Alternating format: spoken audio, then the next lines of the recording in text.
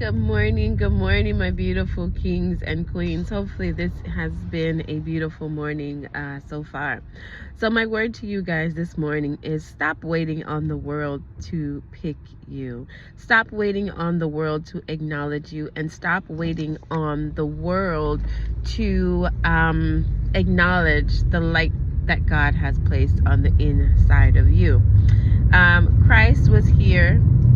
He was actually the Son of God, and the Pharisees and Sadducees still tried to find a way to accuse him. He sat amongst the 12 disciples, and yet one would betray him. One even denied him. So I'm here to tell you, do not wait on the world to see your value.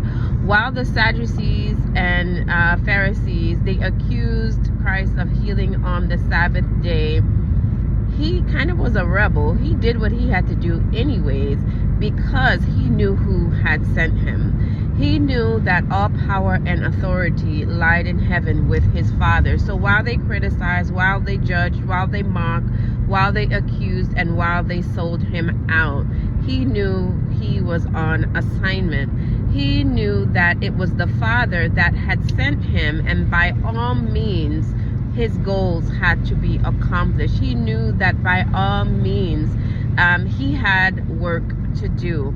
So when you are on assignment in this world, when you are on assignment to get a particular job done, the world is going to do everything to belittle you. The world is going to do everything to make you seem as though you are not who God has called you to be. When Christ healed on the Sabbath day, they accused him. When he did marvelous works, they said that he was doing these works by Beelzebub. When he would feed the masses, the people saw him doing these things, and yet they could not acknowledge him still. And that is kind of a road that many of God's children will walk. You are going to be doing what God has called you to do, and there will still be those that their main goal is to discredit you. Their main goal is to criticize you. Their main goal is to make sure that essentially you are crucified. And that is okay, because at the end of the day, you know that it is your Father in heaven that has sent you. If you're on a job and they are bullying you, you know that it is your Father in heaven that has placed you on that job. If you are in a family where you are essentially the black sheep, it is okay, because you know that God has placed you there to break generational curses. To be chosen by God can sometimes be, well, not sometimes, it is a very lonely road. To be chosen of God, you will be rejected by man. And that, my friend, that is okay. Because Joseph himself, he was chosen by God, but yet his own brothers rejected him. And in the end, the Lord will give you your reward in the end. In the end, the very people that mock you, the very people that criticize you, the very people that plot and planned against you, the very ones that sold you out, in the end, they will see the glory of God through you. That is why, as children of the Most High God, we always have to possess love. We have to possess forgiveness. We have to possess kindness, because even though you think that these people are watching you for evil, the very ones that are doing evil against you, they essentially will see the light and the love of God within you. They essentially will have to admit that what they have done to you is absolutely wrong, because when God steps in and God desires to receive the glory, God will not share his glory with men. They will have to acknowledge that the Lord has been using you this whole time. So when these things are happening to you guys, anointed one, don't be the one that says, pick me, pick me.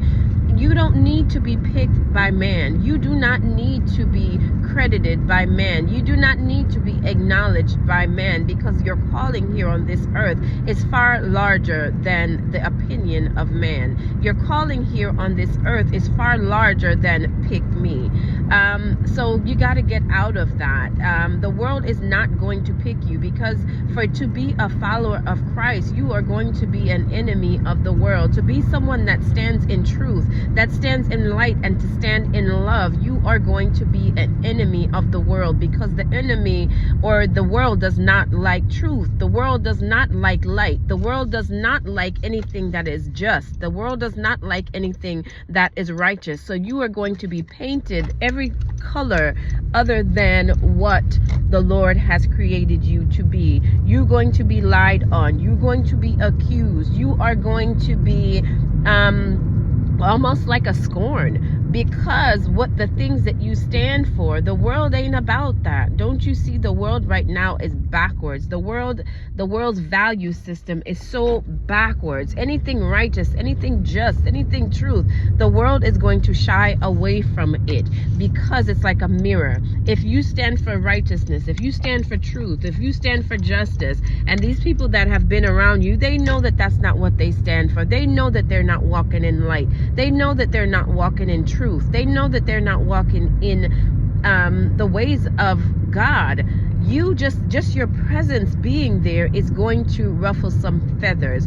Just by you showing up is going to ruffle some feathers, because essentially, children of the Most High God, you are supposed to shine light. You are like a mirror in this fallen world. The world sees you, and the world starts to get uncomfortable in your presence, simply because you possess the traits that they themselves do not possess. So when you go before man and all manner of evil is done before you, count it all joy, because your reward is truly in heaven. Your reward is walking into the gates of heaven and realizing that your name is in the book of life. So forget all of these worldly accolades. Forget all of these people trying to pick you. You don't need that. Your justification comes from God himself.